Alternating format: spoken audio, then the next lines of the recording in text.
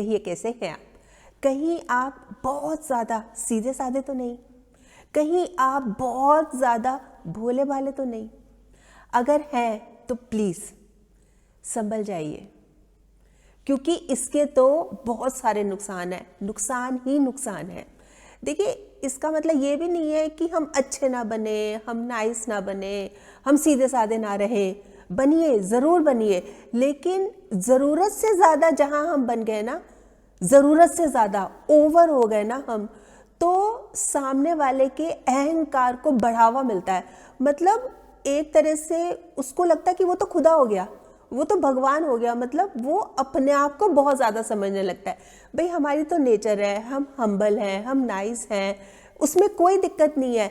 लेकिन दिक्कत तब आती है जब सामने वाला हमें बुद्धू समझने लगता है, हमें बेवकूफ़ समझने लगता है, इसको तो अक्ल नहीं है, बेचारा समझने लगता है। तो कई बार ये हमारा सीधा साधापन, ये हमारा भोला भालापन हमारे ही गले की हड्डी बन जाता है। तो करना क्या है? हमें समझदारी से काम लेना है। मतलब ना तो ओवर और ना खुद को अंडर एस्टिमेट करना है। चलिए, मैं एक काम करती हूँ, मैं ना इससे आपको होने वाले नुकसान बताती हूँ। जो मैं बोल रही थी ना, इसके तो नुकसान ही नुकसान है। तो हो सकता है फिर आपको एक पिक्चर क्लियर हो जाए कि हाँ, इतने सारे नुकसान हैं इसके, तो हम इस चीज़ को अवॉइड करें। मतलब ज़रूरत से ज़्यादा ना बने। अब मैं शुरू करती हूँ इसके नुकसान। सबसे पहला नुकसान, खुद का ख्याल रखना ही भूल जाते हैं। अब बताइए, खुद का ख्याल रखना ही भूल जाते हैं। कभी इसका दिल रखा, कभी उसका दिल रखा, इस कश्मकश में भूल गए अपना दिल कहाँ रखा। अपना तो होश ही नहीं है ना, अपना तो पता ही नहीं है ना, अपनी तो केयर ही नहीं करनी ना। दूसरे को वो नाराज ना हो जाए, वो रूठ ना जाए, वो गुस्सा ना हो जाए, मतलब इस चीज़ की चिंता रहती है, अपनी नहीं है। कितनी बार ऐसे होता है, अपने से ऊपर उठ के काम करने पड़ते हैं। मतलब जो चीज़ हमें पसंद ही नहीं है वो भी करनी पड़ती है, क्योंकि दूसरों का ख्याल जो रख रहे हैं। उस चक्कर में क्या होता है, खुद कितना दुखी, कितना परेशान, कितने उदास हो जाते हैं, पर वो नहीं सोच रहे, वो सोच ही नहीं रहे। देखिए, अगर आप इस खुश फहमी में है ना कि आप सभी को खुश रख सकते हैं, तो इस चीज़ से तो बाहर निकल आइए, क्योंकि ये तो पॉसिबल ही नहीं है सभी को खुश रखना। तो मतलब लोग तो, आप क्या सोचते हैं अपने बारे में, लोग तो भगवान जी से भी नाराज़ हैं, आप अपना ही सोचे जा रहे हैं, ऊपर वाले से भी नाराज़ हैं लोग तो सभी को खुश रखना पॉसिबल नहीं है। चिरागों के जलते ही अंधेरे रूठ जाते हैं। तो आपकी जिम्मेदारी क्या है? खुद का ख्याल रखना, खुद को खुश रखना, ये होनी चाहिए आपकी प्रायोरिटी। गलत चक्कर में पड़ रहे हैं आप, ये नुकसान है सबसे बड़ा। अब बताती हूं इसका दूसरा नुकसान। जब हम दूसरों को बहुत ज़्यादा भाव देते हैं ना, बहुत ज़्यादा भाव देते हैं, तो वो हमें रद्दी समझने लगते हैं। भाई, 24 घंटे हम उनके लिए अवेलेबल है, खड़े हुए हैं उनके साथ, हमेशा उनके साथ है, तो हम तो खड़े हुए हैं, हम ये सोच रहे हैं हम उनके साथ हैं, मैं हूं ना, इस तरह की फीलिंग है। लेकिन वो क्या सोच रहे हैं, मतलब वैल्यू नहीं कर रहे ना, पड़ा हुआ है तो, अरे ये तो पड़ा, हम खड़े हुए हैं पर उनकी नज़रों में हम पड़े हुए हैं। अरे ये तो पड़ा ही रहता है यहाँ पे हमेशा, इससे तो जब चाहे जो भी चाहे काम करा लो, पड़ा हुआ है ये। मतलब इस तरह की सोच हो जाती है। तो सही है क्या ये? देखिए, इज्जत जरूर कीजिए, सबकी कीजिए, जरूर कीजिए, लेकिन खुद को जलील भी मत होने दीजिए। समझ रहे हैं आप इस बात को? देखिए, जिसके मतलब आप हैं, पर जिसको कोई आपके होने ना होने से कोई फर्क ही नहीं पड़ रहा, तो वहां से चले जाना ही बेहतर है। मान के चलिए, मत रुकिए वहां पर। जब उसको कोई फर्क ही नहीं है, तो आप किस लिए खड़े हैं वहां पे? थोड़ा सा गुरूर तो रखिए ना, मुक्त सरसा गुरूर भी जरूरी है जीने के लिए। थोड़ा सा अगर हम झुक जाते हैं ना, तो लोग तो पीठ का पायदान बना लेते हैं। ये पायदान का मतलब समझते हैं आप? पायदान, डोरमैट, जिसमें लोग अपने जूते चप्पल साफ करके जाते हैं, अच्छी तरह से रगड़ रगड़ के, वो बन जाते हैं आप। ऐसा समझते हैं लोग आपको? ऐसा होने देंगे? बिल्कुल गलत बात है। अब तीसरा नुकसान, फायदा उठाने लगते हैं लोग। और ऐसे ऐसे लोग होते हैं, मतलब फायदा भी उठाएंगे और पेश ऐसे आएंगे जैसे हम पे बड़ा एहसान कर रहे हैं। मतलब हमारा फायदा भी उठा रहे हैं और ऐसा शो करेंगे कि हम पे बड़ा एहसान कर रहे हैं। अब जैसे एक आपको मैं बात बताती हूँ, मतलब रियल इंसिडेंट है ये।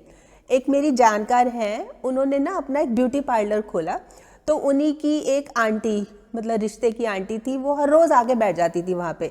कभी पेडिक्योर, कभी मैनिक्योर, कभी थ्रेडिंग, कभी अपर लिप्स, कभी हेयर कट, मतलब अलग अलग चीज़ें वो हर रोज़ कराती थी, घंटों बैठी रहती थी। अच्छा, एक बार उसने शर्म के मारे या डर के मारे चलो पूछ ही लिया कि भाई पैसे। तो कहती, अरे मैं तो तुम्हारी प्रैक्टिस के लिए आ रही हूँ, तुमने नया नया ब्यूटी पार्लर खोला है, अभी तुमको कोई दिक्कत ना हो, तुम्हारा हाथ साफ हो जाए, इसलिए मैं आती हूँ, पैसे किस लिए? तो ये चीज गलत है। मतलब आप फायदा भी उठा रहे हैं और पेश ऐसे आ रहे हैं जैसे पता नहीं आप क्या एहसान कर रहे हैं। तो ये तो गलत बात है ना, है कि नहीं गलत बात? ऐसे थोड़ी ना करना चाहिए। देखिए, अगर कृष्ण भगवान शर्म करते रिश्ते की, लिहाज करते रिश्ते का, तो कंस को तो कभी मार ही नहीं सकते थे वो।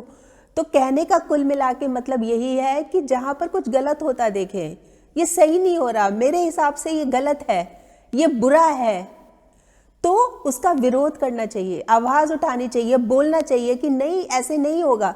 क्योंकि अगर इस तरह से उन्होंने भी आवाज ना उठाई होती, अगर वो रिएक्ट नहीं करते श्री कृष्ण भगवान, तो वो तो कंस को कभी मार ही नहीं सकते। तो बुराई का विरोध बहुत ज्यादा जरूरी है और ये करना ही चाहिए, चाहे अपना हो चाहे पराया हो, कोई भी हो, पर हमें ये चीज करनी है, नहीं तो लोग हमारा फायदा उठाएंगे। अब चौथा नुकसान, सभी को अपने जैसा समझने लगते हैं, यानी सभी को अपने जैसा भोले भाला, सीधा साधा ऐसा समझने लगते हैं और उनके सामने अपना दिल खोल के रख देते हैं, भाई ये तो मेरे जैसा ही है, ये देखो इसकी नेचर बिल्कुल मेरे जैसी है, कितना मिलता है, अपना दिल खोल के रख देंगे, अपने आप को खुली किताब बना लेंगे, मतलब अपने सारे सीक्रेट्स, अपनी सारी पर्सनल बातें सब उसको बता देंगे। और इसका एंड रिजल्ट क्या होता है? पछताना पड़ता है, फिर दुख होता है कि मैंने इसको क्यों बताया, क्योंकि वो तो वैसा नहीं है, हमने समझ लिया। यही तो नुकसान है सबसे बड़ा, हमने समझ लिया कि वो अच्छा है, पर वो अच्छा नहीं है, उसकी नेचर दूसरी है, सामने अच्छा बन रहा है वो। समझ रहे हैं आप इस बात को? देखिए, जज्बात वहीं जाहिर कीजिए जहां पर लोग उसकी कदर करें, वरना लोगों को तो आंखों से बहता आंसू भी पानी लगता है। तो अगर कोई पूछे कि हाँ भाई क्या हाल है, कैसे हो, बढ़िया है जी, एकदम बढ़िया। क्योंकि अगर आप ये बोलेंगे मैं दुखी हूं, परेशान हूं, मान के चलिए लोगों को रत्ती भर भी फर्क नहीं पड़ेगा, कोई फर्क नहीं पड़ रहा लोगों को कि आप कैसे हो। हाँ, मजे जरूर ले सकते हैं, 80% लोग तो इंजॉय करेंगे, इधर उधर बताना है ना उन्होंने कि देखो वो तो ऐसा है, वो तो ऐसा है। तो अपना काम डाउन, बिल्कुल जरूरत नहीं है इस तरह से बनने की, समझ रहे हैं आप? और वैसे भी मुस्कुराने से भी होता है दर्द दिल बयां, हर बारी रोने की आदत हो कोई जरूरी तो नहीं।